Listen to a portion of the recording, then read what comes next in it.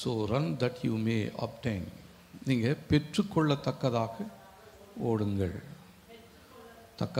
ஓடுங்கள்.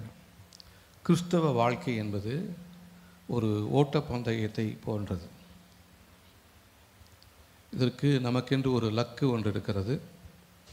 லக்கின் முடிவிலே நமக்கு ஒரு பரிசு ஒன்று இருக்கிறது. நம்மோடு ஓடுகிறவர்கள் அநேகர் ஓடலாம், அநேகர் பின்னிட்டு திரும்பலாம், அநேகர் விலகி போயிடலாம், அநேகர் வேறு ஒரு ட்ராக்கில் ஓடி அவங்க ஓடினது செல்லாதபடி ஆகிடும். முன்னே இருக்கிறவங்கள பார்த்து இவங்க வேறு பக்கமாக போவாங்க. இப்படி நிறைய காரியங்கள் ஓட்டப்பந்தயத்தில் இருக்கிறது. இதை குறித்து பவுல் அப்போஸ்தலன் எழுதுகிறார். 1 கொரிந்தியர் 9ஆம் அதிகாரத்தில் நம்ம வாசிக்கிறோம். அதில் 24ஆம் வசனத்திலிருந்து 27ஆம் வசனம் வரலும் வாசிக்கலாம். 235வது பக்கத்தில் இருக்கிறது. 1 கொரிந்தியர் 9ஆம் அதிகாரம் 24ஆம் அதிகாரத்திலிருந்து 24ஆம் வசனத்திலிருந்து 27ஆம் வசனம் வரலும். எல்லாம் எடுத்துக்கிட்டிங்களா? எல்லோரும் வாசிக்கணும், சேர்ந்து வாசிக்கலாம். பந்தய சாலையிலே ஓடுகிறவர்கள் எல்லாரும் ஓடுவார்கள், ஆகிலும் ஒருவனே பந்தயத்தை பெறுவான் என்று அறியீர்களா? நீங்கள் பெற்றுக்கொள்ளத்தக்கதாக ஓடுங்கள். பந்தயத்திற்கு போராடுகிற யாவரும் எல்லாவற்றிலேயும் இச்சையடக்கமாக இருப்பார்கள். அவர்கள் அழிவுள்ள கிரீடத்தை பெறும்படிக்கு அப்படி செய்கிறார்கள், நாமோ அழிவில்லாத கிரீடத்தை பெறும்படிக்கு அப்படி செய்கிறோம். ஆதலால் நான் நிச்சயமில்லாதவனாக ஓடேன், ஆகாயத்தை அடிக்கிறவனாக சிலம்பம் பண்ணேன். மற்றவர்களுக்கு பிரசங்கம் பண்ணுகிற நான் தானே ஆகாதவனாய் போகாதபடிக்கு என் சரீரத்தை ஒடுக்கி கீழ்ப்படுத்துகிறேன்.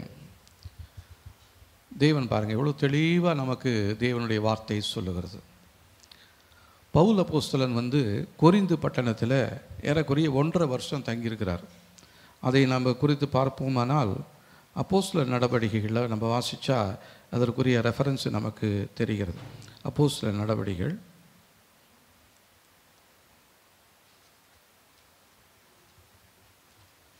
18ஆம் அதிகாரம்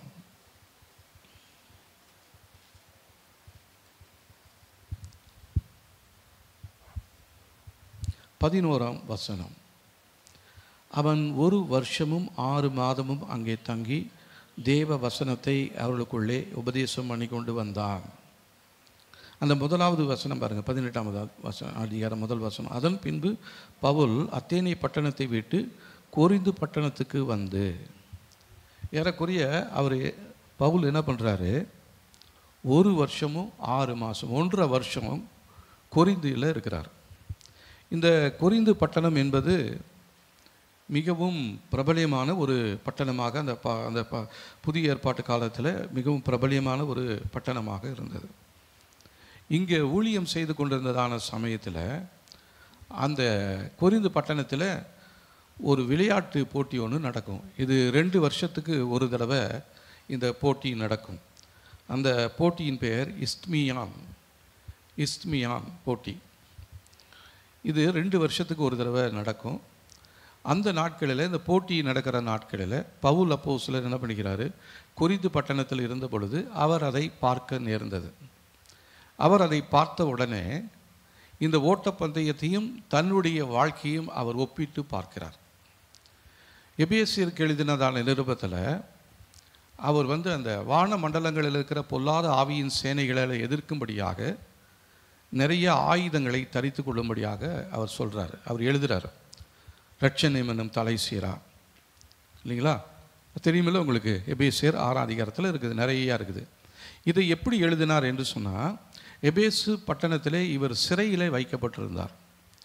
அந்த சிறையில் அடைக்கப்பட்டிருந்ததான நாட்களில் இவரை காவல் காக்கும்படியாக அரசாங்கத்தினால் நியமிக்கப்பட்டதான அந்த போர் சேவகர்கள் அவங்க நின்று கொண்டிருப்பாங்க. அப்போ அப்படியே பார்ப்பார் பவுல் எங்கே போனாலும் அதை அப்படியே நல்லா கவனிப்பார். போர் சேவகர்கள் போட்டிருக்கிறதான அந்த தொப்பி, அவங்களுடைய இடைக்கச்சை, அவங்களுடைய ட்ரெஸ்ஸு, அவங்களுடைய ஷூவு, இது எல்லாத்தையும் பார்த்துட்டு அப்படியே பைபிள் வசனத்தோடு ஒத்து போகிறார். அறிவுரை சொல்கிறாரு, நீங்கள் இதெல்லாம் தரித்து கொள்ளுங்கள். ஏன்னா நமக்கு ஒரு யுத்தம் இருக்கிறது. இந்த யுத்தம் மனுஷரோடு அல்ல. நம்முடைய யுத்தம் என்ன இருக்குது? ஆவியோடும் இரத்தத்தோடும், மனுஷருடைய இரத்தத்தோடு தான். அப்போது நம்ம என்ன பண்ணணும், யுத்தம் பண்ணும்பொழுது மனுஷருக்கு எதிராக நம்ம யுத்தம் பண்ணக்கூடாது. நம்முடைய எதிரிகள் ஒருவன் உண்டு என்று சொன்னால் அவன் சத்துரு மாத்திரம்தான். வேறு யாருமே நமக்கு இந்த பூமியில் விரோதிகள் கிடையாது. ஆனால் இந்த நாட்களில் பார்த்தீங்கன்னா மனுஷங்க ஒருத்தருக்கு ஒருத்தர் அவங்க விரோதிகளாக பார்க்குறாங்க. அதனால அவங்க என்ன பண்ணிக்கிறாங்கன்னா ஒருத்தருக்கு ஒருத்தர் கொலை செஞ்சுக்கிறாங்க, மந்திர சூனியம் பண்ணி அவங்கள எப்படியாச்சும் கமிக்கணும்னு பார்க்குறாங்க, பிள்ளைகளுடைய வாழ்க்கையை கெடுக்கணும்னு சொல்லி திட்டம் போட்டு உள்ளே நுழைகிறாங்க. ஏன்னா அவங்க பார்க்குறது எல்லாமே மனுஷனை தான் விரோதிகளாக பார்த்து கொண்டு இருக்கிறாங்க. ஆனால் தேவ பிள்ளைகளாகிய நாம் நம்முடைய விரோதியாகிய பிசாசை மாத்திரம்தான் நம்ம அவனோடு மாத்திரம்தான் நம்ம யுத்தம் பண்ணணும். இப்போ அழிக்கணும், நெருப்பு கொளுத்தணும் அப்படின்லாம் நம்ம சொல்லி ஜெபம் பண்ணும் பொழுது நிறைய பேர் என்ன பண்ணிட்டு இருக்கிறாங்க தெரியுங்களா, அவங்களுக்கு விரோதமாக இருக்கிறவங்கள பார்த்துட்டு என்ன பண்ணிட்டு இருக்கிறாங்க, இவங்க இந்த ஜெபத்தை சொல்லிக்கிட்டே இருக்கிறாங்க. அவன் தலை மேலே நெருப்பு இறங்கிட்டான் ஆண்டவரே, அவன் வீட்டு மேலே இறங்கிட்டான் ஆண்டவரே, அவன் அழிஞ்சு போகட்டான் ஆண்டவரே. அப்படி நம்ம நினைக்கக்கூடாது. நம்ம சொல்கிற வார்த்தைகள் எல்லாமே ஆவியின் மண்டலத்தில் நடக்கக்கூடிய ஒரு யுத்தமாக இருக்கிறது. அப்போ இந்த இடத்துல பார்த்தீங்கன்னா பவுல் அப்போஸ்தலன் பார்க்குறாரு, இந்த பட்டணத்தில் நடக்கிறதான இந்த போட்டியை பார்த்துட்டு இவர் தன்னுடைய வாழ்க்கையையும் இந்த போட்டியையும் இணைத்து அவர் என்ன பண்ணுறாருன்னா ஜனங்களுக்கு ஒரு ஆலோசனை சொல்கிறாரு. அதில் தான் அவர் சொல்கிறாரு 24ஆம் வசனம், பந்தய சாலையில் ஓடுகிறவர்கள் எல்லாரும் ஓடுவார்கள், ஆகிலும் ஒருவனே பந்தயத்தை பெறுவான் என்று அறியீர்களா? நீங்கள் பெற்றுக்கொள்ளத்தக்கதாக ஓடுங்கள். அப்போ இப்போ நம்முடைய விசுவாச வாழ்க்கை என்பது எதை ஒப்பிட்டு சொல்கிறாரு, ஒரு ஓட்ட பந்தயத்தை ஒப்பிட்டு சொல்லுகிறார். இப்போ நம்ம என்ன பண்ணணும், நமக்கு எதிராக ஒரு லக்கு ஒன்று இருக்குது. எதுக்காக கிறிஸ்தவங்களாக மாறணும் அப்படின்னா, நிறைய பேர் சொல்லுவாங்க, எங்களுக்கு உடம்பு சரியில்லைங்க, எங்கள் பிள்ளைக்கு குழந்தை இல்லைங்க, இல்லைன்னா என் பிள்ளைக்கு திருமணம் ஆகலைங்க. இதுக்காக தான் அவங்க தேவனை நோக்கி வருகிறவர்கள் நிறைய பேர் இருக்கிறாங்க. அந்த மாதிரி தேவனை தங்களுடைய சரீர பிரகாரமான தேவைகளுக்காக தேடி வந்து அதுக்கப்புறம் முழுமையாக தேவ பிள்ளைகளாக மாறினவர்கள் நிறைய பேர் இருக்கிறாங்க. நம்முடைய சபையிலும் இருக்கிறாங்க.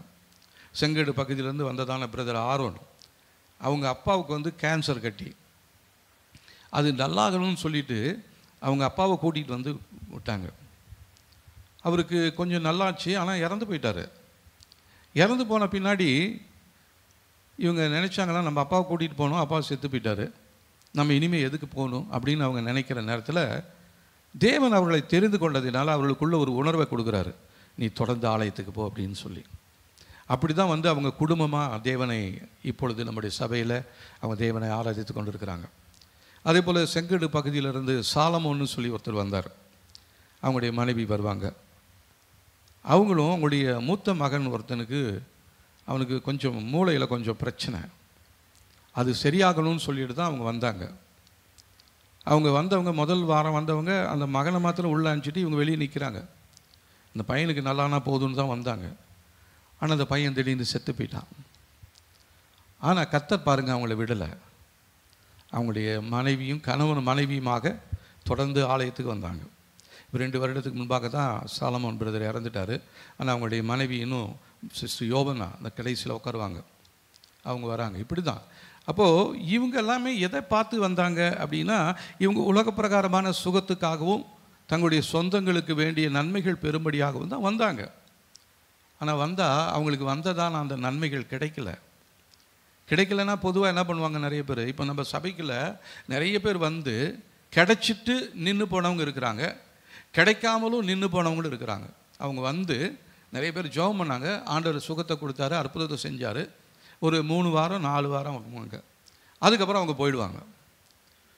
ஒரு சிலர் கிடைக்கல, இங்கே போனங்க 4 வாரமாக போன ஒன்றுமே நடக்கலைங்க, நாங்கள் இனிமேல் எதுக்கு போகணும், நாங்கள் பேசாமல் எங்கே எதுக்கு போயிடுறோன்ட்டு அவங்க பின்மாற்றத்துக்குள்ளே போனவங்களும் உண்டு. ஆனால் இப்போ நீங்களும் நானும் யாரை பார்த்து ஓடுறோம், எதற்காக வந்திருக்கிறோம் அப்படின்னு ஒரு சின்ன கேள்வியை நான் உங்ககிட்ட வைக்கிறேன். இப்போ நீங்கள் எதற்காக தேவனை தேடி வருகிறீர்கள், இல்லைனா இந்த ஓட்டத்தில் நீங்கள் எதற்காக ஓடுகிறீர்கள்? நாம் என்ன சொல்ல போகிறோம்? அப்போது பெற்றுக்கொள்ளத்தக்கதாக நீங்கள் ஓடுங்கள். உங்களுக்கென்று தேவன் ஒரு மகிமையின் கிரீடத்தை வைத்திருக்கிறார். இன்றைக்கி சங்கீதத்தில் வாசித்த பொழுது போல தலையில் என்ன பண்ணுவாரா, பொற்கிரீடத்தை வைப்பார். அப்போது நம்ம அந்த பொற்கிரீடத்திற்காக நமக்கென்று நியமிக்கப்பட்டிருக்கிற அந்த பந்தய பொருளுக்காக அது எந்த விதத்திலேயாவது பெற்றுக்கொள்ள வேண்டும், ஒரு விதத்திலையும் நான் அதை இழந்து போயிடக்கூடாது அப்படின்ற நோக்கத்தோடு நாம் வந்தோமானால் இந்த வருடம் நமக்கு மிகவும் ஆசீர்வாதமான வருடமாக இருக்கும். இல்லைன்னு சொன்னால் ஏதோ தேடி வந்தோம், ஏதோ வந்துட்டோம், ஏதோ ஞானஸ்நானம் எடுத்துட்டோம், கோயிலுக்கு வரலாம் கேட்பாங்க, அதனால் வரோம் அப்படின்னு நீங்கள் வந்துகிட்டே இருந்தீங்கன்னா, நீங்கள் போன வருஷம் இல்லை இதுக்கு முன்னே எத்தனை வருஷமாக வந்துட்டு இருக்கிறீங்களோ இன்னும் உங்கள் வாழ்க்கை மாறவே மாறாது. அப்போ உங்கள் வாழ்க்கை மாறணும். இந்த ஆண்டில் கர்த்தர் நமக்கு வாக்கு பண்ணியிருக்கிறார், மகிமையால் நம்மை நிரப்புவார். இந்த ஆண்டு மகிமையின் ஆண்டாக கர்த்தர் நமக்கு வாக்கு பண்ணியிருக்கிறார். அப்போ நம்முடைய லக்கெல்லாம் எதுவாக இருக்கணும்னா அந்த மகிமையை பார்த்து தான் நம்ம ஓடிக்கிட்டே இருக்கணும். இந்த ஓட்டம் சாதாரணமாக நின்றுடக்கூடாது, தொடர்ந்து ஓடிக்கொண்டே இருக்க வேண்டும். நிறைய பேர் களைச்சி போய் இன்றைக்கி ஓடுறதுக்கு பலன் இல்லாதபடிக்கு அவங்க ஓடிக்கொண்டு இருக்கிறாங்க. அப்போ நீங்களும் நானும் அப்படிப்பட்டவர்களாக இருக்கக்கூடாது. நம்ம ஏன் களைப்பு வந்துடுது, ஏன் சோர்வு வந்துடுது அப்படின்னா, தேவையில்லாத காரியங்கள், குப்பைகள், கூலங்கள் எல்லாம் நம்முடைய வாழ்க்கையில் நம்முடைய சிந்தையில் வந்து அப்படி உக்காந்துக்குது. அதுதான் நம்மளை வந்து என்ன பண்ணுதுன்னா ஓட விடாமல் தடை பண்ணிக்கிட்டே இருக்குது.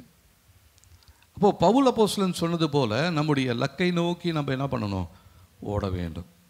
அதுக்கப்புறம் பாருங்கள், பந்தயத்துக்கு போராடுகிற யாவரும் எல்லாவற்றிலேயும் இச்சையடக்கமாய் இருப்பார்கள். நமக்கு தேவை ஒரு சுய கட்டுப்பாடு ஒன்று வேண்டும். ஒருவேளை நல்ல ஓவர் வெயிட்டாக இருக்கிறவங்க என்ன பண்ணுவாங்கன்னா, ஒரு தீர்மானம் எடுப்போம், இந்த வருஷத்துலேருந்து நான் வெயிட்டெல்லாம் குறைக்கணும்னு இருக்கிறேன் அப்படின்னு சொல்லி தீர்மானம் எடுப்போம். அதற்கு போன நிறைய எக்ஸசைஸ் பண்ணணும், சாப்பிட்றதுலலாம் ரெஸ்ட்ரிக்ஷன் பண்ணுவாங்க, இதெல்லாம் நீங்கள் சாப்பிடக்கூடாது, இதெல்லாம் நீங்கள் சாப்பிட்லாம் அப்படின்னு. இது ஆரம்பத்தில் கொஞ்சம் கஷ்டமாக தான் இருக்கும் நமக்கு. ஆனால் நம்ம என்ன பண்ணணும், இச்சை அடக்கம் உள்ளவர்களாய் அந்த சாப்பாட்டில் இல்லைன்னா அந்த தூக்கத்தில், அதிகாலையில் எழுந்து வாக்கிங் போங்கன்னு சொன்னால் என்ன பண்ணுறதில்ல, போகிறதே இல்லை. அப்போ தான் தூக்கம் நல்லா வந்துகிட்டே இருக்குது, விடிகாத்தால் யாருங்க ஏஞ்சி போகிறது அப்படின்னு சொல்லி. ஆனால் கர்த்தர் நமக்கென்று சில ஆலோசனைகளை அவர் சொல்லிக்கிட்டு தான் இருக்கிறாரு. அப்போ நம்முடைய லக்கு என்னவாக இருக்கணும்னா, இந்த வருஷத்தில் என்னுடைய பாடி ஓவர் வெயிட்டாக இருக்கிற என்னுடைய பாடியில் இருக்கிறதான இந்த தேவையில்லாத இந்த கொழுப்பு இல்லைங்களா, இந்த சதைகள், இது எல்லாமே என்ன பண்ணணும், குறையணும். அப்படின்னா நான் ஒரு தீர்மானம் எடுக்கணும், ஆண்டவரே இந்த வருஷத்தில் நான் இதெல்லாம் சாப்பிட மாட்டேன். ஆனால் நம்ம சாப்பிடக்கூடாதுன்னு எப்போ நினைக்கிறோமோ அப்போ தான் நமக்கு வீட்டுக்கு நிறைய பேர் என்ன பண்ணுவாங்க, சாப்பிடக்கூடாததெல்லாம் கொண்டு வருவாங்க. உங்களுக்கு தெரியுமா, அப்படி தான் வரும் நிறைய நேரத்தில். வாழைப்பழமே சாப்பிடக்கூடாதுன்னு நினைப்பேன், ஆனால் வாழைப்பழமாக வந்துகிட்டே இருக்கும். என்ன பண்ணுறது, அப்படி போகிறப்போ ஒன்று வரப்போனா சாப்பிட்றது. அப்புறம் வெயிட்டு குறையும் எப்படி குறையும். அப்போ என்ன பண்ணுறதில்ல, எனக்கு என்ன இல்லைன்னா இச்சை அடக்கம் இல்லை, சுய கட்டுப்பாடு இல்லை. தேவ பிள்ளைகளாகிய நமக்கு சுய கட்டுப்பாடு மிகவும் அவசியம். இப்போது உலக பிரகாரமான சுய கட்டுப்பாடுகளில் போனால் சாப்பிடக்கூடாது, வாக்கிங் போகணும், சரியான காரியங்களை செய்யணும், இதெல்லாம் பண்ணணும் அப்படிலாம் சொல்கிறாங்க. இப்போ ஆவிக்குரிய வாழ்க்கையில் சுய கட்டுப்பாடு எக்ஸசைஸ் என்ன பண்ணுறது, ஜபம் பண்ணுறது, வேதம் வாசிக்கிறது, அப்புறம் ஆலயத்துக்கு சரியான நேரத்துக்கு வர்றது, மற்றவங்களுக்கு சுவிசேஷத்தை அறிவிக்கிறது. இதுதான் நம்முடைய பிரதானமான ஒரு அழைப்புக்குரிய ஒரு திட்டமாக இருக்கிறது. அப்போ இதை தெரியாமல் இந்த காரியத்தெல்லாம் செய்யாமல் நீங்களும் நானும் எல்லாரும் போகிறோன்ட்டு குடும்பமாக ஆராதனைக்கு வரோம் அப்படின்னு சொல்லிட்டு நீங்களும் நானும் ஆராதனைக்கு வந்தாலும் முடிவு நாளில், நியாய தீர்ப்பு நாளில் தேவனுக்கு முன்பாக நீங்களும் நானும் நிற்போம். நிறைய பேர்த்துக்கு நியாய தீர்ப்பு நாள் இருக்கிறது என்பதை தெரியாமல் இருக்கிறாங்க. செத்து போனவங்களுக்கும் சரி, சாக போகிறவங்களுக்கும் சரி, உயிரோடு இருக்கிறவங்களுக்கும் சரி, நமக்கென்று ஒரு நியாய தீர்ப்பை கர்த்தர் வைத்திருக்கிறார். அந்த நியாய தீர்ப்பில் அல்ல, என்னை பேர் சொல்லி கர்த்தர் அழைப்பார். என் பேரை சொல்லி, வாப்பா நீ இத்தனை நாள் இத்தனை வருஷம் ஊழியம் பண்ண, ஆனால் நீ பண்ணதான ஊழியம் ஒன்றுமே என் சித்தத்துக்கு மாறாக நீ பண்ணிக்கிட்டே இருக்கிற.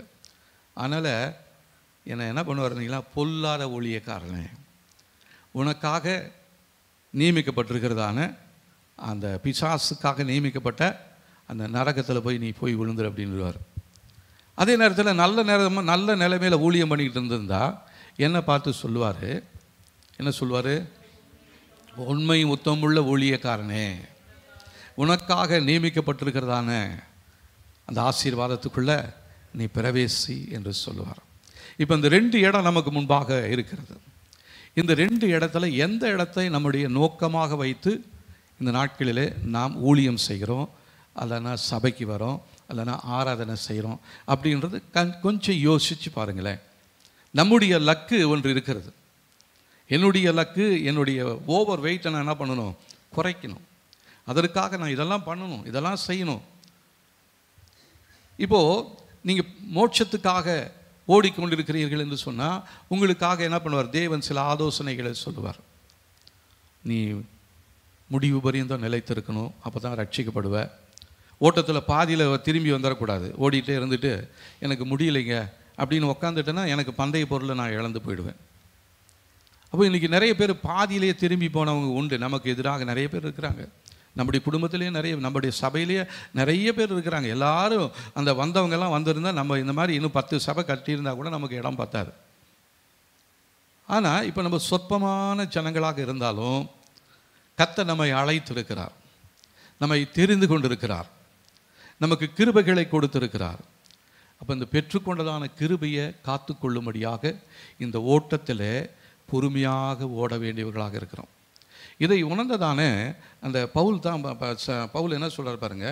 2 தீமோத்தேயுல அவருக்கு ஒரு நம்பிக்கை இருந்துச்சு.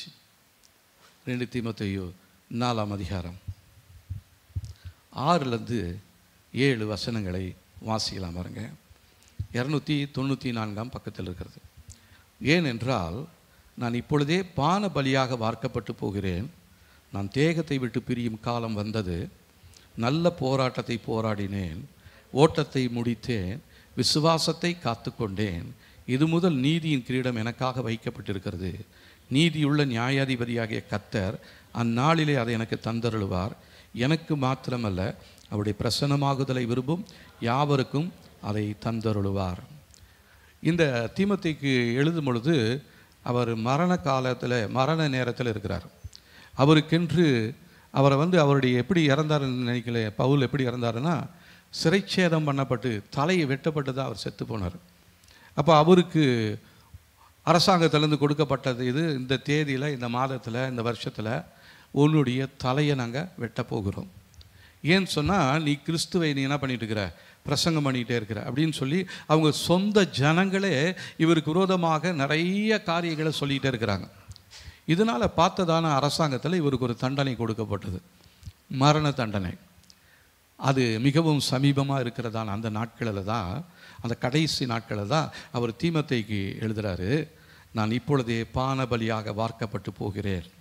நான் தேகத்தை விட்டு பிரியும் காலம் வந்தது. அவருக்கு தெரிஞ்சிடுச்சு தான் சாக போகிற நேரம் என்னன்னு சொல்லி.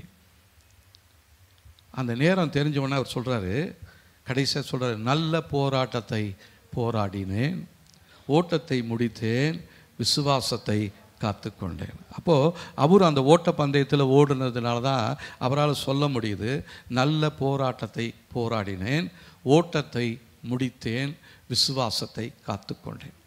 அப்போது இந்த பந்தய சாலையில் ஓடுகிறதான நமக்கு முன்பாக இந்த காரியங்கள் நிச்சயமாகவே நமக்கு தேவை. என்ன தேவைன்னா, நல்ல போராடும்படிக்கு கர்த்தர் நம்மை அழைத்திருக்கிறார். போராட்டம் இல்லாத வாழ்க்கை கிடையாது. இன்றைக்கி கூட ஒரு சகோதரில் பேசியிருந்தோம். அவங்க வீட்டில் நிறைய பிரச்சனை. அப்போது உடன் பிறந்தவங்க என்ன பண்ணுறாங்க? நீ ஏன் சபைக்கு போன? அந்த சபையில் இருக்கிறவங்க என்ன பண்ணுறாங்க? உனக்கு மாத்திரம் ஏன் இப்படி பிரச்சனை? அப்போது அந்த பிரச்சனையில் இருக்கிறதான அந்த அந்த அந்த சகோதரிக்கு எப்படி இருக்குன்னு நினைக்கிறீங்க? நம்ம குடும்பத்தில் இருக்கிறவங்கள இத்தனைக்கும் ஆண்டவரை அறிஞ்சு ஆண்டவரை தெரிந்து கொண்டதான ஒரு சகோதரர் அவர் சொல்கிறாரு, உனக்கு ஏன் இப்படி வருது? நான் பாரு நல்லா இருக்கிறேன், உன் குடும்பத்தில் இப்படி தீராத போராட்டம். அப்போ நம்ம ஒன்று தெரிஞ்சுக்கணும், நம்ம எதற்காக ஆண்டவர் அழைத்தார்? போராடுவதற்காக. அந்த போராட்டமும் நல்ல போராட்டமாக இருக்க வேண்டும்.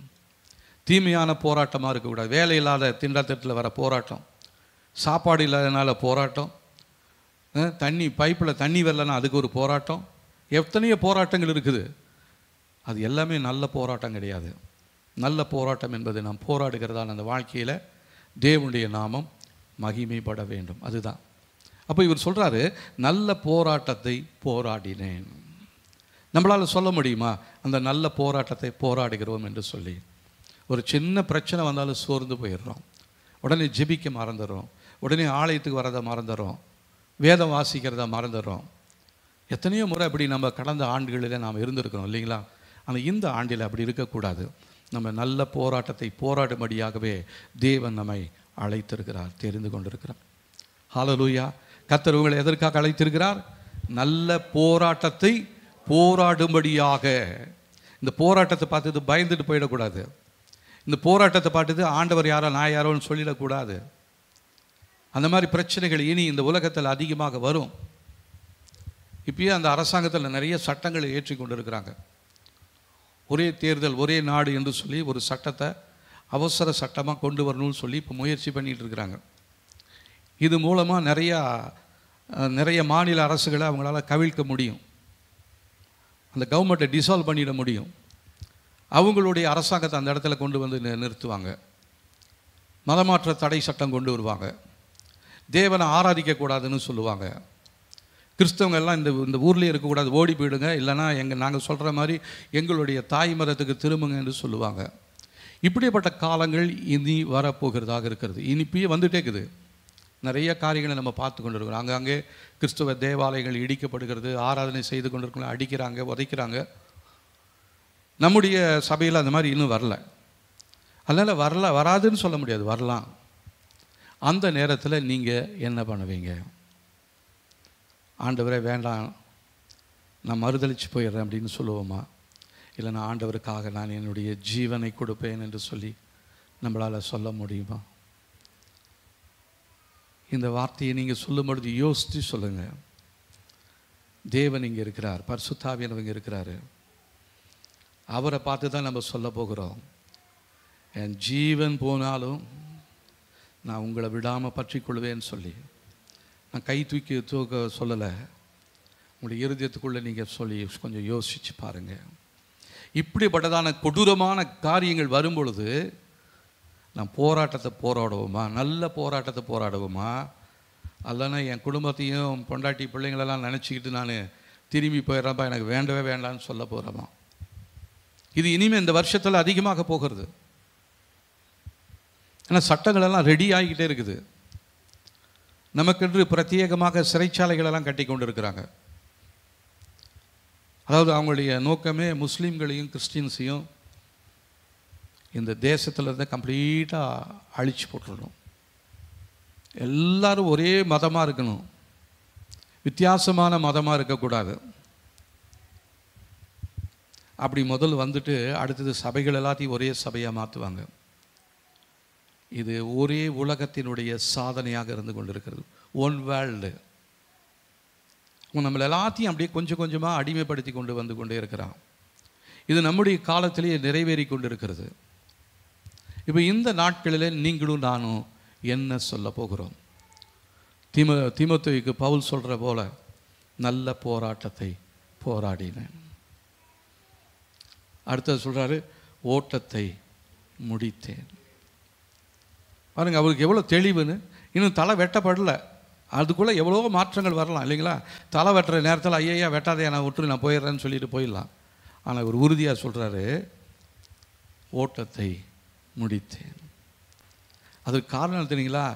எனக்குள்ளே இருக்கிற கிறிஸ்துவின் அந்த விசுவாசத்தின் அந்த ஆவி அதை என்னை உந்தி ஏவுகிறது. இப்போ இந்த வார்த்தையை நம்மளால் சொல்ல முடியுமா? இந்த வார்த்தையை பொதுவாக கிறிஸ்தவங்க செத்து போன உடனே கல்லறையில் போய் எழுதி வைப்பாங்க. நல்ல போராட்டத்தை போராடினேன், ஓட்டத்தை முடித்தேன், விசுவாசத்தை காத்துக்கொண்டேன் சொல்லி. அங்கே குடிகாரனும் இருப்பார், திருடனும் இருப்பான். கிறிஸ்தவத்தில் எல்லா தீமையான காரியங்களையும் பண்ணவன் செத்து போனவன இப்போ இவன் என்ன ஆகிட்டான்? இவன் பரிசுத்தமான ஆகிட்டான். இவன் போராட்டத்தெல்லாம் நல்ல போராட்டமாக வேற போராடினாங்கன்னு சொல்லி நிறைய கல்லறைகளில் பார்த்தீங்கன்னா இந்த வசனம் தான் வச்சிருப்பாங்க. இப்போ நம்ம கல்லறையில் என்ன வசனம், என் கல்லறையில் என்ன வசனம் வைக்க போகிறாங்கன்னு தெரியல. ஆனால் நான் இப்போ சொல்லணும், நல்ல போராட்டத்தை போராடினேன். நம்மளால் சொல்ல முடியுமா? அதனால தான் பவுல் சொல்கிறாரு, பெற்றுக்கொள்ளத்தக்கதாக ஓடுங்கள், உங்களுக்கென்று நியமிக்கப்பட்டிருக்கிற கிரீடம் இருக்கிறது. உலகத்தில் இருக்கிறவங்க அவங்க என்ன பண்ணிட்டு இருக்கிறாங்கன்னா, அந்த 1 கொரிந்தியரில் நம்ம வாசிக்கிறோம்,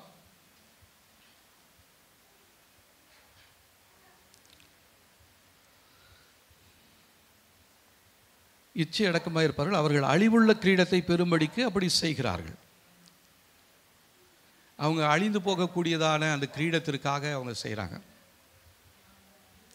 ஆனால் நாமோ அழிவில்லாத கிரீடத்தை பெறும்படி அப்படி செய்கிறோம்.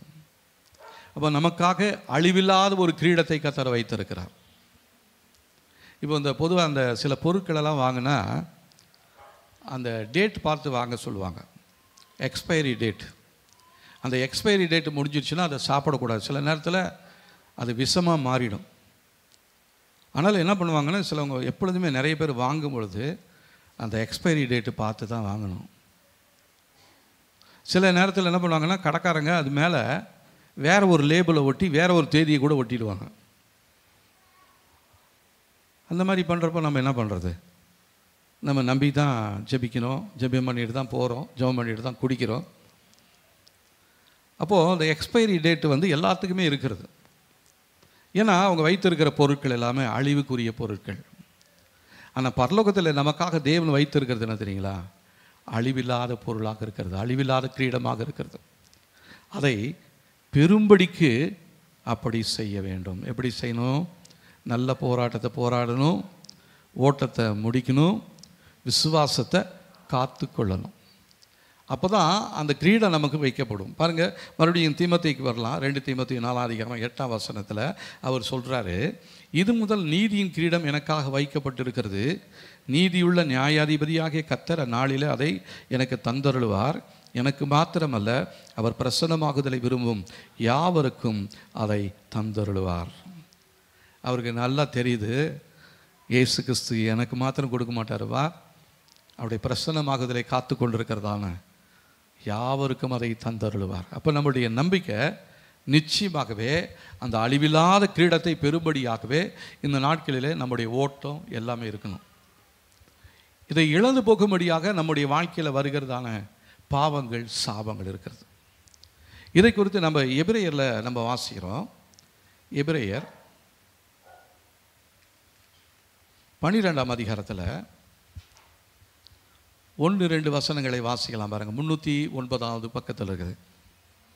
ஆகையால் மேகம் போன்ற இத்தனை திரளான சாட்சிகள் நம்மை சூழ்ந்து கொண்டிருக்க, பாரமான யாவற்றையும் நம்மை சுற்றி நெருங்கி நிற்கிற பாவத்தையும் தள்ளிவிட்டு, விசுவாசத்தை துவக்குகிறவரும் முடிக்கிறவருமாயிருக்கிற இயேசுவை நோக்கி நமக்கு நியமித்திருக்கிற ஓட்டத்திலே பொறுமையோடு ஓடக்கடவோம்.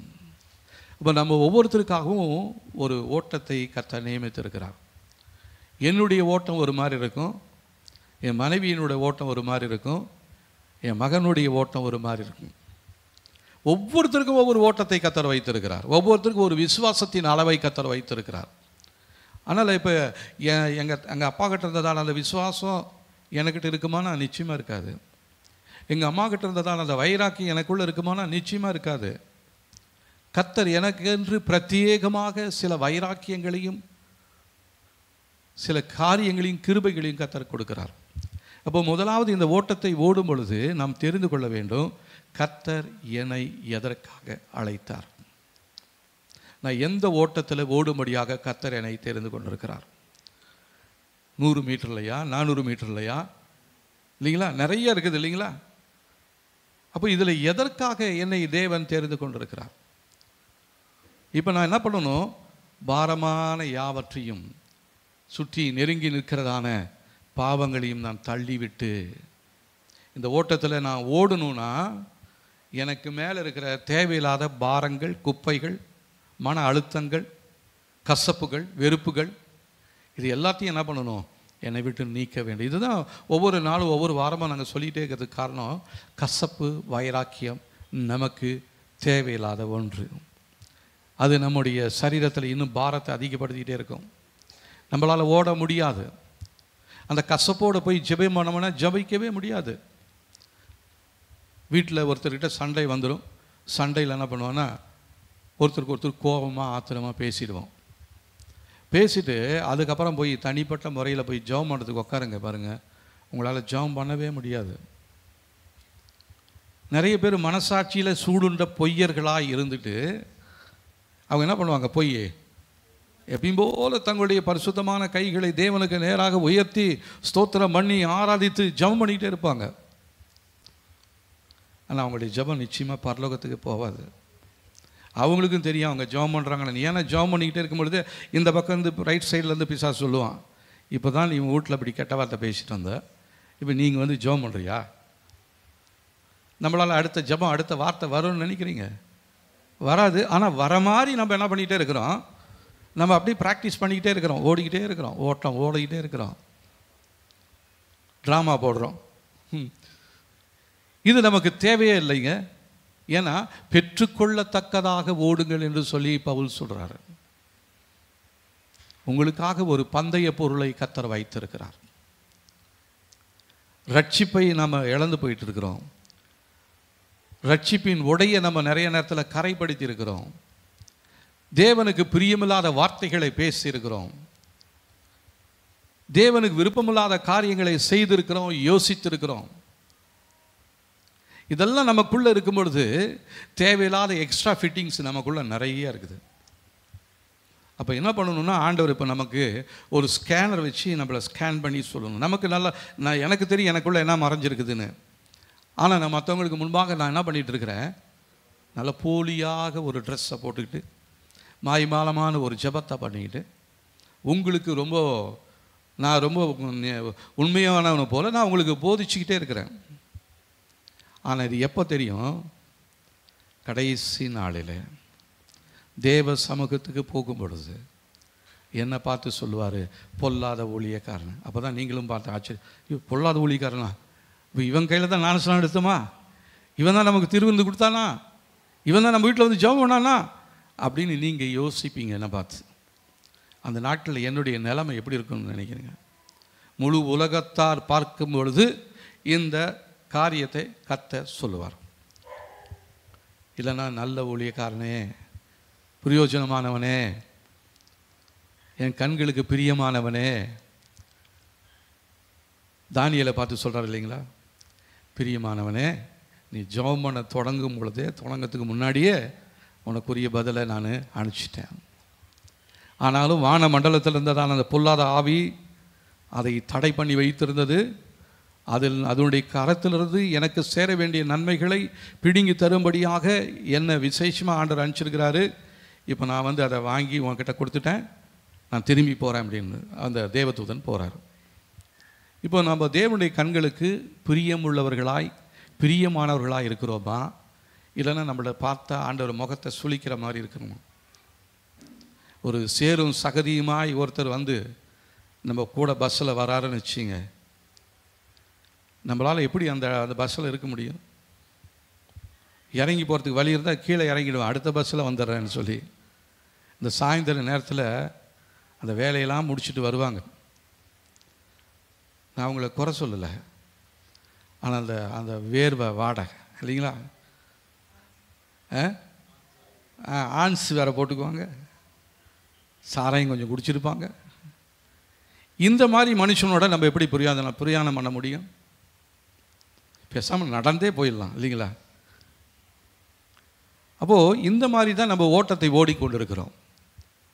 நம்முடைய மாம்சத்தை கழுவி அது சென்ட் அடித்து சோப் போட்டு பவுடர் அடித்து எல்லாம் டெக்கரேட் பண்ணி ஆலயத்துக்கு வந்துட்டு இருக்கிறோம்.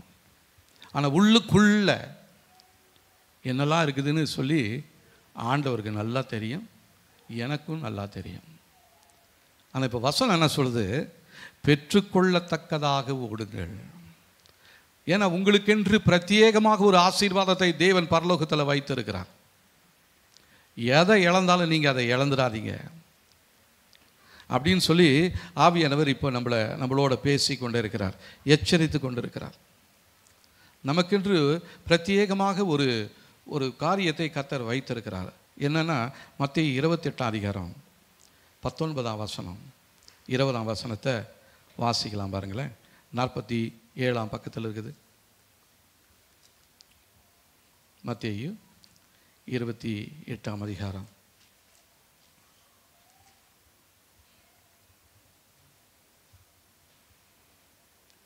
47ஆம் பக்கத்தில் இருக்குது. ஆகையால் நீங்கள் புறப்பட்டு போய் சகல ஜாதிகளையும் சீஷராக்கி பிதா குமாரன் பரிசுத்தாவியின் நாமத்தினால் அவர்களுக்கு ஞானஸ்நானம் கொடுத்து நான் உங்களுக்கு கட்டளையிட்ட யாவையும் அவர்கள் கைக்கொள்ளும்படி அவர்களுக்கு உபதேசம் பண்ணுங்கள். இதோ உலகத்தின் முடிவு பரியந்தம் சகல நாட்களிலும் நான் உங்களுடனே இருக்கிறேன் என்றார். நமக்கு கொடுத்ததான பிரத்யேகமான ஒரு கட்டளை என்ன தெரியுங்களா? வேறு எதுவுமே இல்லை. நான் உன்னை ரட்சித்திருக்கிறேன், நீ வேலை செஞ்சு சம்பாதிச்சு நல்லா வீடு கட்டு, உன் தொழிலை நல்லா அபிவிருத்தி பண்ணு, பிள்ளைங்களுக்கு அதை பண்ணு இதை பண்ணு அப்படிலாம் சொல்லலை. நம்மளை ரட்சித்ததற்கு ஒரு நோக்கம் இருக்கிறது. என்ன நோக்கம்? புறப்பட்டு போய் சகல ஜாதிகளையும் சீஷராக்கி பிதா குமாரன் பரிசுத்தாவியின் நாமத்தினால் அவர்களுக்கு ஞானஸ்நானம் கொடுத்து நான் உங்களுக்கு கட்டளையிட்ட யாவையும் அவள் கைக்கொள்ளும்படி அவளுக்கு உபதேசம் பண்ணுங்கள். உபதேசம் பண்ணுறது ஊழியக்காரருக்கு மாத்திரமா? நம்ம எல்லாரையுமே தேவன் ஆசாரியர்களாக தேவன் நம்ம யாவரையும் தெரிந்து கொண்டிருக்கிறார். ஆனால் இந்த கடைசி காலகட்டத்தில் ஊழியக்காரர்களை மாத்திரம் இந்த ஊழியத்தை செய்யறதற்காக தேவன் அழைக்கலை. நம்ம எல்லாரையுமே கர்த்தர் இந்த கனமான ஊழியத்திற்கு அழைத்திருக்கிறார். ஹல்லேலூயா. அதில் தான் நம்ம நிலை நிற்கணும். நம்முடைய அழைப்பு, தேவனை என்னை எதற்காக அழைத்தார், நான் எதற்காக ரட்சிக்கப்பட்டிருக்கிறேன், எதற்காக இந்த ஓட்டத்தை ஓடிக்கொண்டிருக்கிறேன். தேவன் கட்டளையிட்ட யாவையும், எனக்கு கட்டளையிட்ட யாவையும் மற்றவர்கள் கைக்கொள்ளும்படியாக அவர்களுக்கு உபதேசம் பண்ணும்படியாக கர்த்தர் நம்மை தெரிந்து கொண்டிருக்கிறார். அதனால் இதில் யாருமே விதி விலக்கல்லைங்க. நான் இதற்காக அழைக்கப்படலைன்னு யாரும் சொல்லவே முடியாது. கர்த்தர் நம்மை ஒரு நோக்கத்திற்காக தான் தேவன் நம்மை அழைத்திருக்கிறார்.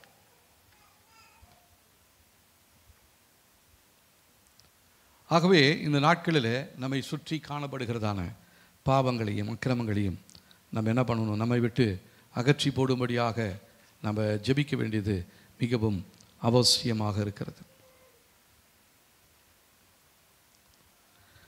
பவுல் அப்போஸ்தலர் இன்னொரு இடத்துல சொல்கிறாரு, அவர் எதற்காக ஓடுறாராம்?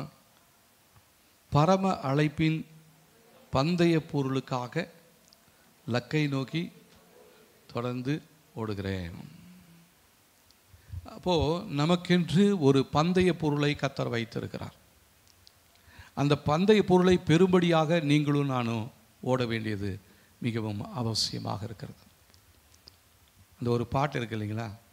பரம அழைப்பின் பந்தய பொருளுக்காக லக்கை நோக்கி நான் ஓடுவேன், ஓடுகிறேன் ஓடுகிறேன், இயேசுவுக்காக நான் ஓடுகிறேன். அந்த பாட்டை பாடலாமா? ஸ்தோத்திரம். பரம அழைப்பின் பந்தய பொருளுக்காக.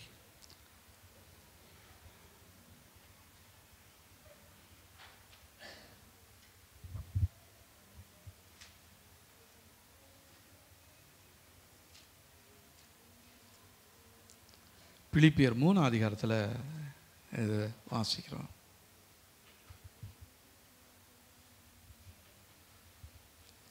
பதினோராம் வசனத்திலிருந்து வாசிக்கலாம் பாருங்க. அவருக்காக எல்லாவற்றையும் நஷ்டம் என்று விட்டேன், குப்பையுமாக எண்ணுகிறேன்.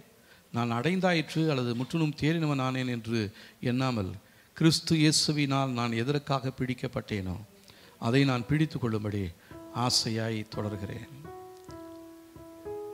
சகோதரரை, அதை பிடித்து கொண்டேன் என்று நான் எண்ணுகிறதில்லை. ஒன்று செய்கிறேன், பின்னானவைகளை மறந்து முன்னானவைகளை நாடி கிறிஸ்து இயேசுவுக்குள் தேவன் அழைத்த பரம அழைப்பின் பந்தய பொருளுக்காக லக்கை நோக்கி ஓடுகிறேன். நம்ம இந்த பாடலை பாட போகிறோம். நமக்காக தேவன் அழைத்ததான அந்த அழைப்பில் உங்களுடைய லக்கு என்னன்னு முதலாவது தெரியுமா? நீங்கள் எதற்காக ஆலயத்துக்கு வந்திருக்கிறீங்க? யாரை பார்க்கணுன்னு வந்திருக்கிறீங்க? சங்கீதத்தில் சொல்றாரு, நான் தேவனை ஆராய்ச்சி செய்யும்படி அவரை ஆலயத்துக்கு வந்தேன்.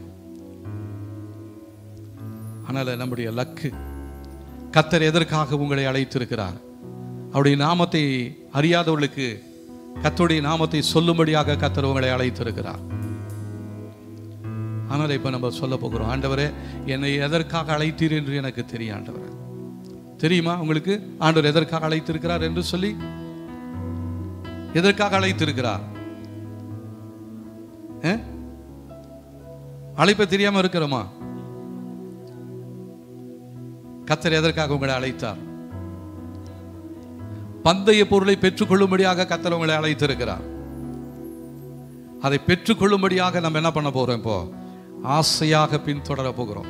ஏதோ ஒரு கோபத்தோடைய எரிச்சலோடைய ஏதோ வந்துட்டோம், ஏதோ சொல்லிவிட்டாங்க, ஏதோ ஒரு பாட்டு பாடலாம், ஏதோ ஒரு காணிக்கை போடலாம், ஏதோ ஒரு ஆராதனை செய்யலாம், அப்படிலாம் இல்லை. முழு மனதோடு நம்ம அவரை ஆராதிக்கணும், முழு மனதோடு அவருக்கு ஒப்பு கொடுக்கணும். அப்படி ஒப்பு கொடுத்து நம்ம இந்த பாடலை பாட போகிறோம். பரம அழைப்பின் பந்தய பொருளுக்காய் நான் லக்கை நோக்கி ஓடுகிறேன். பரம அழைப்பின் பந்தய பொருளுக்காய் நான் லக்கை நோக்கி ஓடுகிறேன். ஓடுகிறேன், நான் ஓடுகிறேன், இயேசுவுக்காய் நான் ஓடுகிறேன். ஹல்லேலூயா.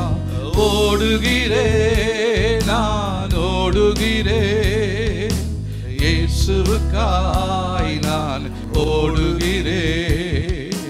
அல்லேலூயா, அல்லேலூயா, அல்லேலூயா, அல்லேலூயா,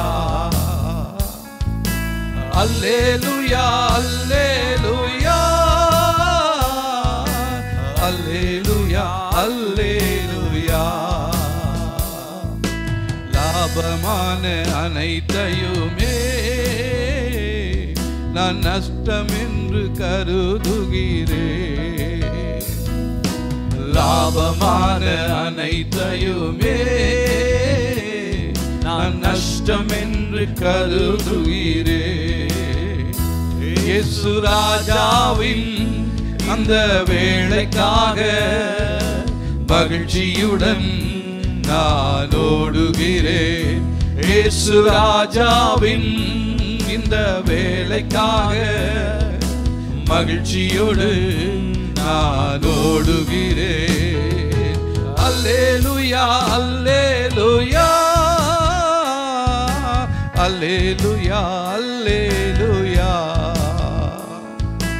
அல்லேலூயா, அல்லேலூயா, அல்லேலூயா, அல்லேலூயா. எத்தனை தான் இடர்கள் வந்தாலும் விசுவாசத்திலே நிலைத்திருப்பேன். எத்தனை தான் இடர்கள் வந்தாலும் விசுவாசத்திலே நிலைத்திருப்பேன். எனக்காக அப்பா நியமித்த இந்த பாதையிலே நான் ஓடுகிறேன். எனக்காக அப்பா நியமித்த இந்த பாதையிலே நான் ஓடுகிறேன். அல்லேலூயா, அல்லேலூயா, அல்லேலூயா, அல்லேலூயா, அல்லேலூயா, அல்லேலூயா, அல்லேலூயா, அல்லேலூயா. என் மணவாளன் இயேசு ராஜாவை நான் காணவே வாஞ்சிக்கிறேன். என் மணவாளன் இயேசு ராஜாவை நான் காணவே வாஞ்சிக்கிறேன். என் ஆசையெல்லாம் என் இயேசுதானே, அவர் பொன்முகம் நான் பார்க்கணுமே. என் ஆசையெல்லாம் என் இயேசுதானே, அவர் பொன்முகம் நான் பார்க்கணுமே. அல்லேலூயா, அல்லேலூயா, அல்லேலூயா, அல்லேலூயா, அல்லேலூயா, அல்லேலூயா, அல்லேலூயா, அல்லேலூயா. பரம அழைப்பின் பந்தய பொருளுக்காய் நோக்கி ஓடுகிறேன்.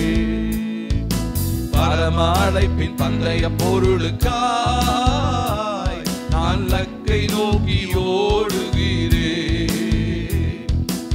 ஓடுகிறேன், ஓடுகிறேன், இயேசுவுக்காய் நான் ஓடுகிறேன். ஓடுகிறேன், நான் ஓடுகிறேன், இயேசுவுக்காய் நான் ஓடுகிறேன். பரம அழைப்பின் பந்தய பொருளுக்காய்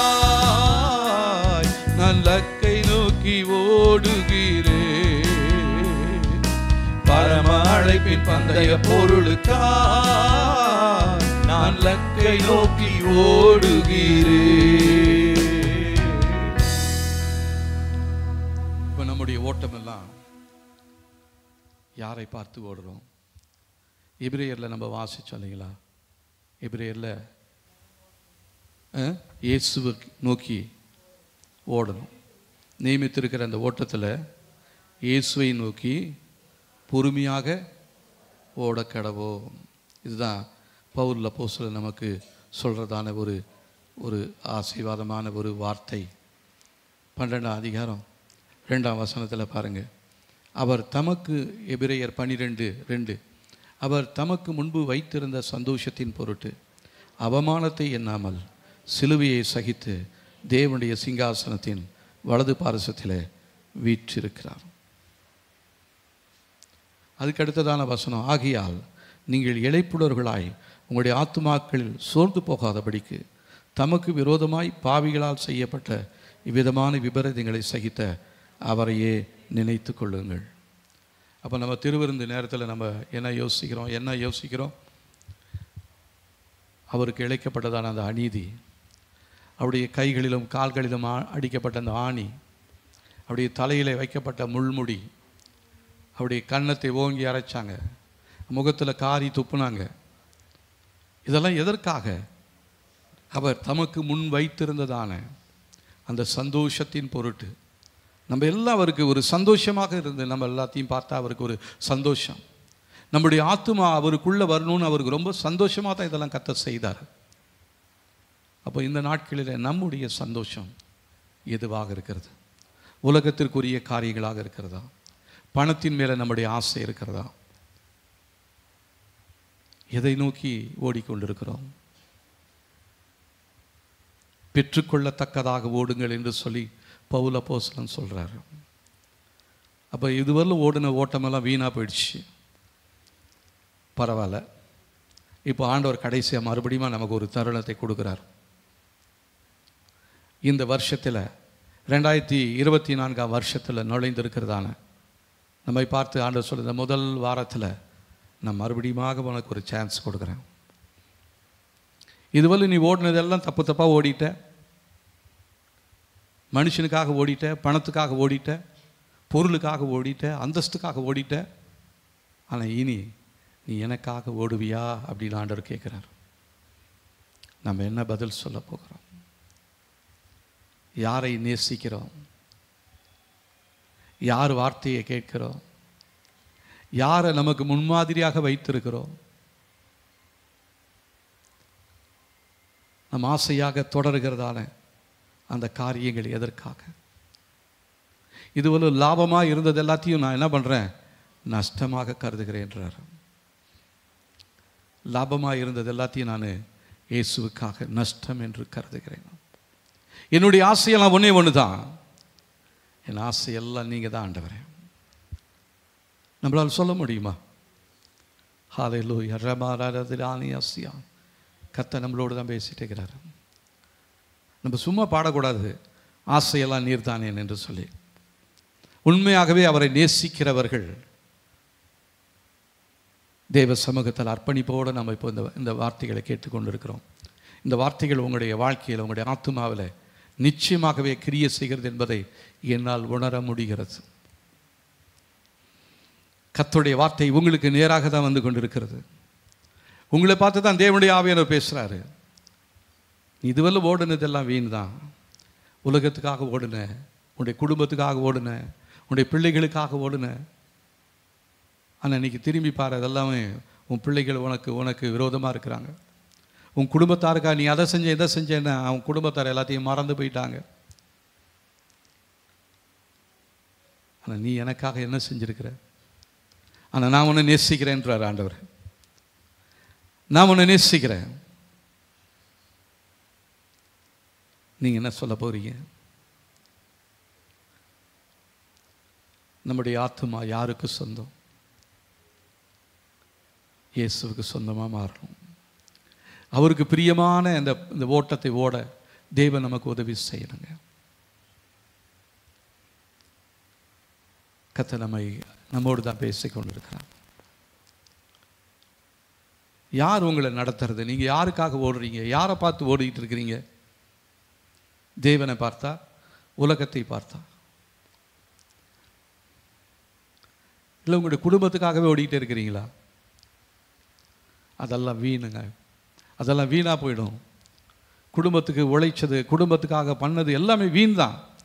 நிறைய நேரத்தில் நாம் நமக்காக வாழாமல் நம்முடைய பிள்ளைகளுக்காகவும் குடும்பத்துக்காகவும் வாழ்ந்து கொண்டு இருக்கிறோம். உங்களுடைய குடும்பத்துக்காகவும் பிள்ளைகளுக்காக வாழ்வது நல்லது தான். அதை விட சிறந்தது இயேசுவுக்காக நீங்கள் வாழும் பொழுது உங்களுடைய வாழ்க்கையில் தவறான எல்லா காரியங்களையும் கர்த்தர் நன்மையாக மாற்றுவார்.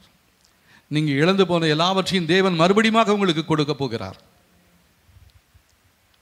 நம்ம இந்த நேரத்தில் ஒரு அர்ப்பணிப்போட தேவ சமூகத்தில் இந்த காரியத்தை நாம் அர்ப்பணிக்க போகிறோம். இதுவேலும் பணத்தின் மேலேயும் பதவியின் மேலேயும் சொத்துக்களின் மேலும் சுகத்தின் மேலும் நம்முடைய நாட்டமும் ஏக்கமுமாக இருந்தது. இந்த நாளிலே நம்முடைய ஆசையெல்லாம் இயேசுவாக மாறும்படியாக நாம் சொல்லி ஜெபிக்க போகிறோம். நம்முடைய முன்னோர்கள் போனதான அந்த வழியில், முன்னோர்கள் என்று சொன்னால் அம்மா அப்பாவையோ தாத்தா பாட்டியோ பாட்டம் போட்டியோ இல்லை. நம்முடைய முன்னோர்கள் யார் தெரியுங்களா? கிறிஸ்துவுக்குள்ள நம்மை நடத்தினவர்கள், கிறிஸ்துவுக்குள்ளாக மரித்தவர்கள் தான் நம்முடைய முன்னோர்கள். அதை மறந்துடாதீங்க. முன்னோர்களுக்காக நான் அதை செஞ்சேன் குடும்பத்துக்காக இல்லை.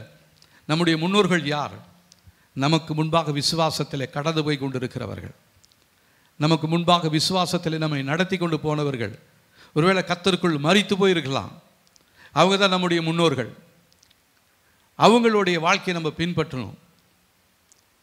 இறந்து போனதான நமக்கு தெரிந்த பரிசுத்தவான்கள் எத்தனை பேர் இருக்கிறாங்க.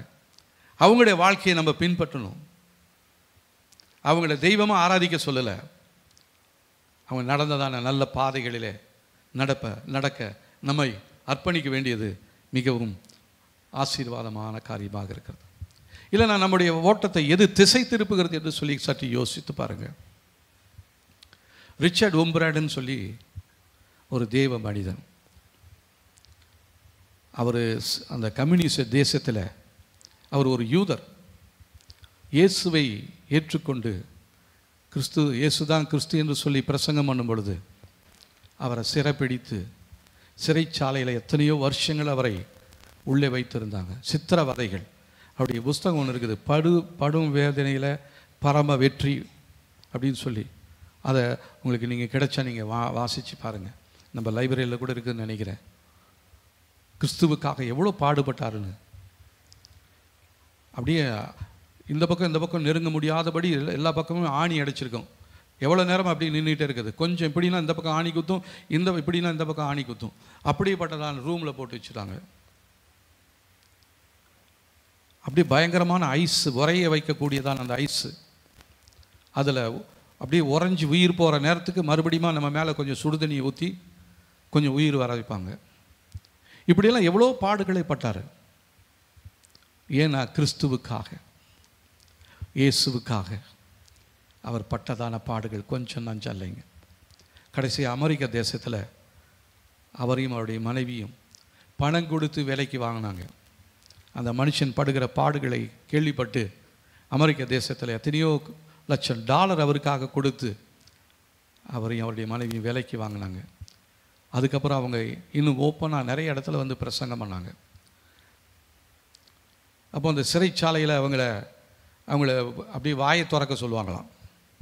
வாயை திறக்கலன்னு அடி கொடுப்பாங்க. வாயை திறக்கணும். அங்கே இருக்கிற அந்த ஜெயில் வார்டன்லாம் இருக்காங்க பார்த்தீங்களா, போகிறவன் வரவெல்லாம் அவன் வாயிலேருந்து அவன் வாயில் துப்பானான். அவன் வாய்க்குள்ளே போய் சிறுநீரை கழிப்பாங்க. எவ்வளோ நேரத்துக்கு ஆணு வாய் அப்படி முழுங்காமல் இருக்கிறது? முழுங்கலைன்னா அடிக்க விடுவாங்க.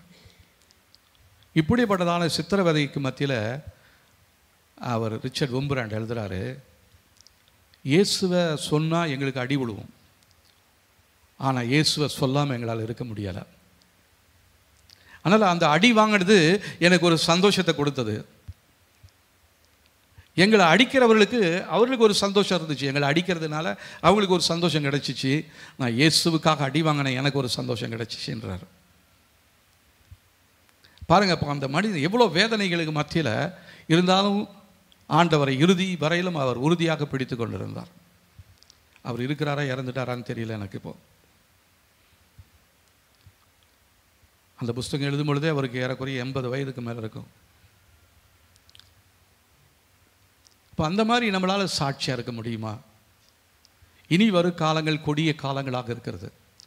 கிறிஸ்துவுக்காக அவமானப்பட வேண்டியவர்களாக இருக்கிறோம். கிறிஸ்துவுக்காக நிந்தைகளையும் பாடுகளையும் சுமக்க வேண்டியவர்களாக இருக்கிறோம். அப்படியேப்பட்டவர்கள் தான் இந்த ஓட்டத்தை ஓட முடியும். மற்றவங்களாம் நம்ம சும்மா ஆண்டோடைய பேரை தரிச்சிக்கிட்டேன், நான் கிறிஸ்தவன் ஆகிட்டேன், ஞானஸ்நானம் எடுத்துட்டேன், பேரை மாற்றிக்கிட்டேன்னு சொல்லிக்கிட்டு இப்படிலாம் ஓடிக்கிட்டே இருக்க முடியாது. இப்படியேப்பட்ட ஓட்டம் ஓடுகிறவர்கள் வீண். ஆனால் தான் பவுல் சொல்கிறாரு, பெற்றுக்கொள்ளத்தக்கதாக ஓடுங்கள். உங்களுடைய பந்தய பொருளை நீங்கள் பெற்றுக்கொள்ள வேண்டும் என்று சொல்லி அவர் சொல்கிறாரு. அந்த 2 கொரிந்தியர் 9ஆம் அதிகாரம் அந்த 26ஆம் வசனம் பார்த்துங்க பாருங்க. அவர் சொல்கிறாரு, ஆதலால் நான் நிச்சயம் இல்லாதவனாக ஓடேன், ஆகாயத்தை அடிக்கிறவனாக சிலம்பம் பண்ணேன். அவருக்கு ஒரு நிச்சயம் உண்டுங்க. இயேசுவின் பொற்கரத்திலிருந்து நான் பரிசுகளை வாங்குவேன். அந்த நிச்சயத்தோடு அவர் ஓடினார். இன்னைக்கு நமக்கு அந்த நிச்சயம் இருக்குதா? எதற்காக ஓடுகிறோம்? எதற்காக ஆண்டவரை ஆராதிக்கிறோம்? எதற்காக ஆராதனைக்கு வரோம்? ஒரு நிச்சயம் இருக்குதா? ஒரு பொருள் வாங்கணுன்னா கூட நம்ம என்ன பண்ணிட்டு இருக்கிறோம்? அவங்க கிட்ட போய் அந்த கேரண்டி கார்டு கொடுங்க அப்படின்றோம் இல்லைங்களா? அப்போ எதை நம்பி வாங்குகிறோம்? அந்த கேரண்டி கார்டை தான் வர்றோம். இப்போ ஆண்டவர் சொல்கிறாரு, நீ எதற்காக ஓடுற? அந்த கேரண்டி கார்டு என்ன? ஆண்டவர், நிச்சயம் இல்லாமல் ஓடல ஆண்டவர். நான் விசுவாசிக்கிறவர் இன்னார் என்று அறிந்திருக்கிறேன். என்னுடைய தேவன் யார் என்று எனக்கு தெரியும். அவரை தான் நான் பின்பற்றணும்னு வந்திருக்கிறேன். முடிவு பரியந்த நிலைத்திருக்க கர்த்தர் எனக்கு உதவி செய்யுங்கன்னு சொல்லி ஆண்டவருடைய சமூகத்தில் நம்ம ஒப்புக் கொடுக்க வேண்டியது மிகவும் அவசியமாக இருக்கிறது. நான் ஏற்கனவே சொன்னது போல் அந்த கொரிந்து பட்டணத்தில் இஸ்மியான் அப்படின்ற அந்த விளையாட்டில் கொடூரமான ஒரு விளையாட்டு ஒன்று இருக்கிறது. அது என்னன்னா பாக்ஸிங். நீங்கள் பார்த்துருப்பீங்க. நான் பார்த்த பேபி திட்டு, அதெல்லாம் எதுக்கு பார்த்துட்டு இருக்கிறீங்கன்னு. அடிக்க மூஞ்சி முகரையெல்லாம் கிழிச்சு சேரை தூக்கி அடித்து கையில் என்னெல்லாம் கிடைக்குதோ அதெல்லாத்தையும் வச்சு குத்துவாங்க. பார்த்துருக்கீங்களா நீங்கள்?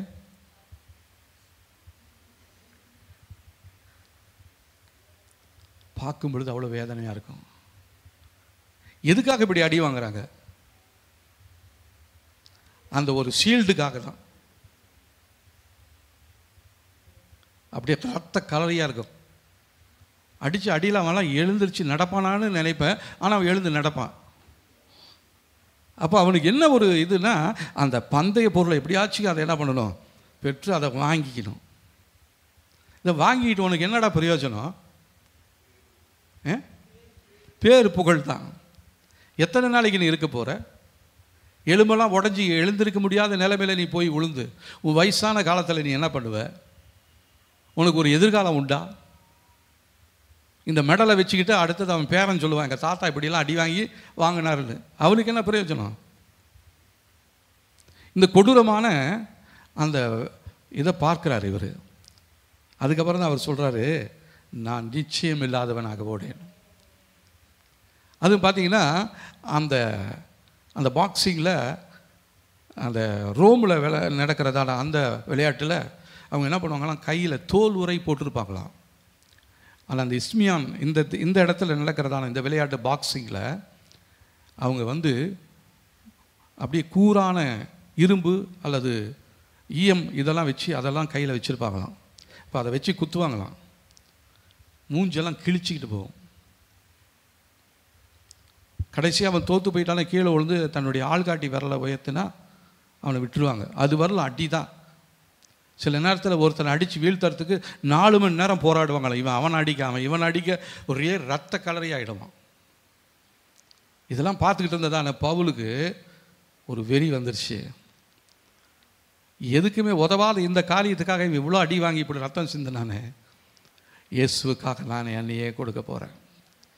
என் தலையை சீவினாலும் சரி, இயேசுவுக்காக நான் என்னை அர்ப்பணிக்கிறேன் என்று சொல்லி அவர் அர்ப்பணித்து இந்த வசனங்களை அவர் எழுதுகிறார். ஏன்னா அவர் சாகிறத குறித்து அவர் பயப்படவே இல்லை.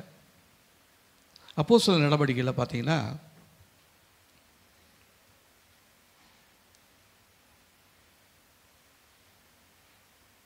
21ஆம் அதிகாரம்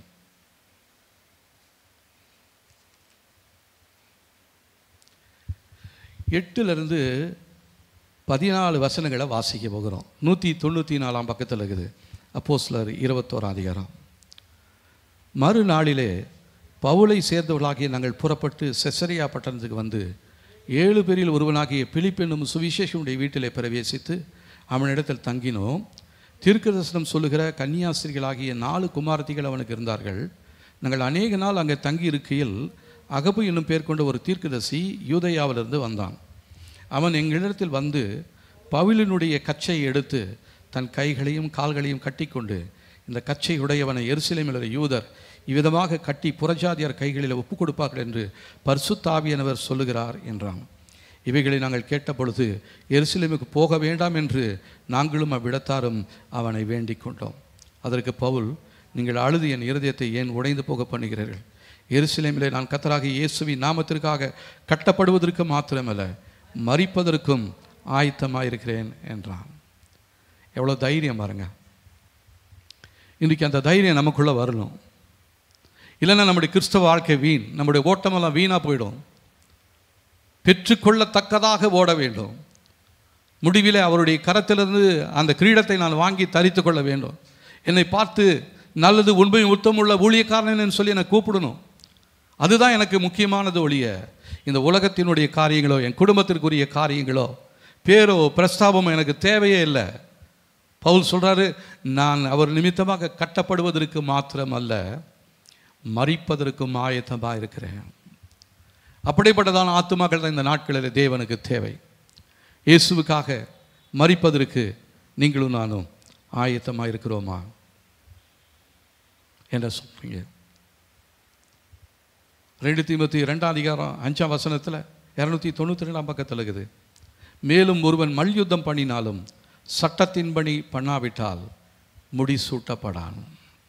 அப்போ தேவன் நமக்கு நியமித்திருக்கிற ஒழுங்கின்படி கிரமத்தின்படி இந்த ஓட்டத்தை ஓடலைன்னா நிச்சயமாகவே நாம் தேவனிடத்திலிருந்து நன்மைகளை பெற்றுக்கொள்ளவே முடியாது. ஆனால் தேவ கரத்திலே நாம் நம்மை அர்ப்பணிக்க போகிறோம். இதற்காக நம்ம என்ன செய்யணும் அப்படின்னா 1 தீமோத்தேயு பாருங்க, 1 தீமோத்தேயு 4ஆம் அதிகாரம்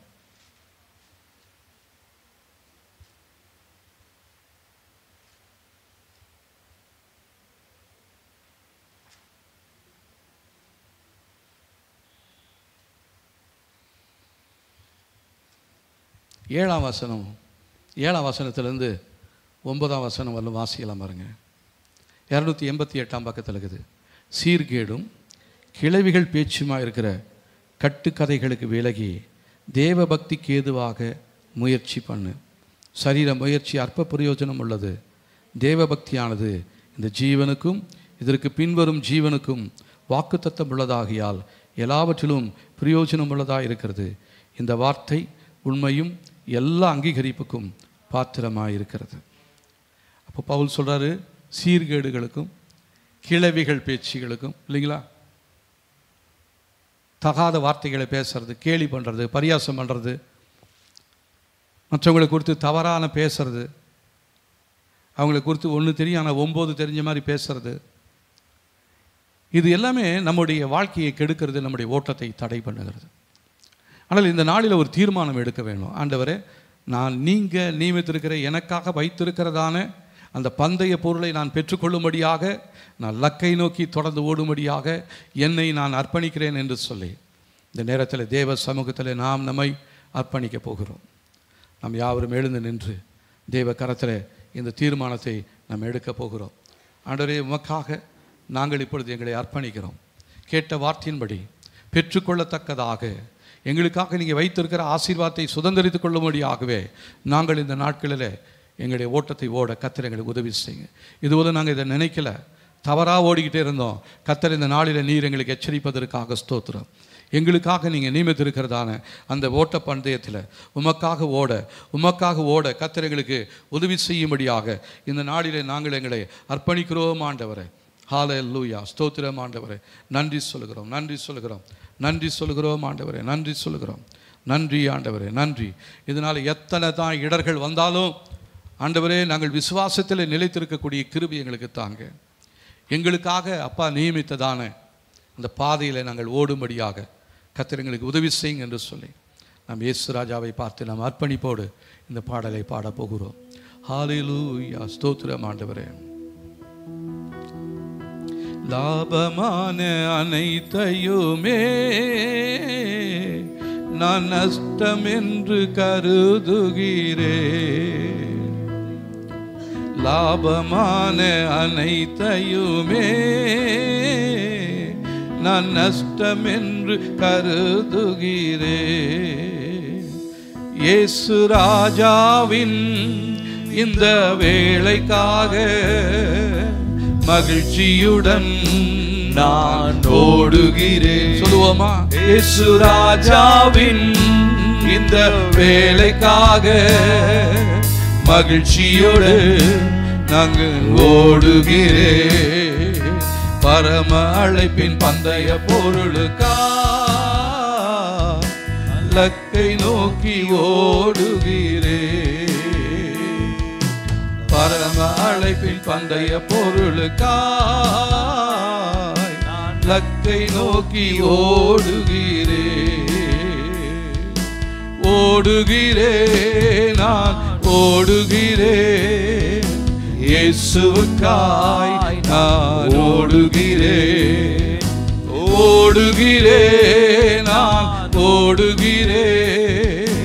இயேசுவுக்காய் நான் ஓடுகிறேன். எத்தனை தான் இடர்கள் வந்தாலும் சுவாசத்தில் நிலைத்திருப்பேன். எத்தனை தான் இடர்கள் வந்தாலும் விசுவாசத்திலே நிலைத்திருப்பேன். எனக்காக அப்பா நியமித்த இந்த பாதையிலே நான் ஓடுகிறேன். எனக்காக அப்பா நியமித்த இந்த பாதையிலே நான் ஓடுகிறேன். அல்லேலூயா, அல்லேலூயா, அல்லேலூயா, அல்லேலூயா, அல்லேலூயா, அல்லேலூயா, அல்லேலூயா, அல்லேலூயா.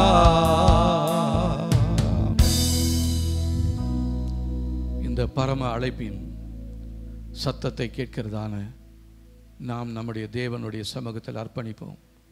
ஆண்டவரே, நான் பெற்றுக்கொள்ளத்தக்கதாக எனக்காக அப்பா நியமித்திருக்கிற இந்த பாதையில் என்ன உபத்திரம் வந்தாலும், என்ன பாடுகள் வந்தாலும், என்ன அவமானங்கள் வந்தாலும், என்ன சிக்ஷைகள் வந்தாலும் உமக்காக யாவையும் சகிப்பேன் என்று சொல்லி இந்த நேரத்தில் நான் என்னை அர்ப்பணிக்கிறேன். ஆண்டவரே, ஒருவேளை நம்முடைய குடும்பத்தார் நமக்கு விரோதமாக பேசலாம், வேலை செய்கிற இடத்துல நமக்கு எதிராக போராட்டங்கள் வரலாம், பிரச்சனைகள் வரலாம், எடுக்காததை எடுத்தேன் என்று சொல்லலாம். எது வந்தாலும் ஆண்டவரே, உங்களையும் என்னையும் இந்த ஓட்டத்திலிருந்து யாராலையும் பிரிக்க முடியாது என்று சொல்லி அந்த அந்த அந்த நினைவுக்குள்ளாக நான் என்னை அர்ப்பணிக்கிறேன். ஆண்டவரே, சொல்ல முடியுமா உங்களால்? ஆண்டவரே, நாங்கள் இப்பொழுது உம்முடைய சமூகத்தில் எங்களை அர்ப்பணிக்கிறோம். ஆண்டவரே, எங்கள் பானபலியாக ஒப்புக் கொடுக்கிறோம். ஏசப்பா, அந்த பவுல் அப்போஸ்தலன் தன்னுடைய இறுதி நாட்களிலும் அவர் தைரியத்தோடு சொன்னாரே, நான் விசுவாசத்தோடு ஓடும்படியாக, அந்த ஓட்டத்திலே ஓடும்படியாக, அதை ஓடி முடிக்கும்படியாக விசுவாசத்திலே நிலைத்திருக்க கர்த்தர் எங்களுக்கு உதவி செய்யுங்க. ஆண்டவரே, இந்த வார்த்தைகளை கேட்டுக்கொண்டிருக்கிற நம்முடைய பிள்ளைகளுக்காக நன்றி. கேட்கப் போகிறவர்களுக்காக நன்றி. ஒவ்வொருடைய வாழ்க்கையிலும் ஆண்டவரே இந்த செய்தி அவளுக்குள்ளாக ஒரு மாற்றத்தை உண்டு பண்ணட்டும் ஆண்டவரே. இனி வரும் காலங்கள் மிகவும் கொடிதான காலங்களாக இருக்கிறது. பூமியிலே காரிருள் மூடும் ஆண்டவரே, ஜனங்களை இருள் மூடும் ஆண்டவரே. ஆனால் உம்முடைய பிள்ளைகளாக எங்கள் மேல் தேவனுடைய மகிமை உதிப்பதற்காக நன்றி சொல்கிறோம் ஆண்டவரே. அந்த மகிமையை பெற்றுக்கொள்ளும்படியாய் எங்களை இந்த நாட்களில் நீங்கள் ஆயத்தப்படுத்தி எங்களை தகுதிப்படுத்தி இந்த ஓட்டத்தை ஓடி முடிக்க கர்த்தர் எங்களுக்கு உதவி செய்வீராக. உம்மை மாத்திரம் நோக்கி பார்க்க கர்த்தர் கிருபை தாங்க. ஒரு விசகுடைகளை தாழ்த்துகிறோம். எல்லா மகிமை உமக்கே செலுத்துகிறோம். இயேசுவின் நாமத்தில் ஜெபிக்கிறோம் நல்ல பிதாவே, ஆமென். நம்முடைய கர்த்தராகிய இயேசு கிறிஸ்துவின் கிருபையும் பிதாவாகிய தேவனுடைய அன்பும் ஆவியானவருடைய காவலும் ஐக்கியமும் என்றும் சதா காலங்களிலும் நம் அனைவரோடும் இருப்பதாக. ஆமென்.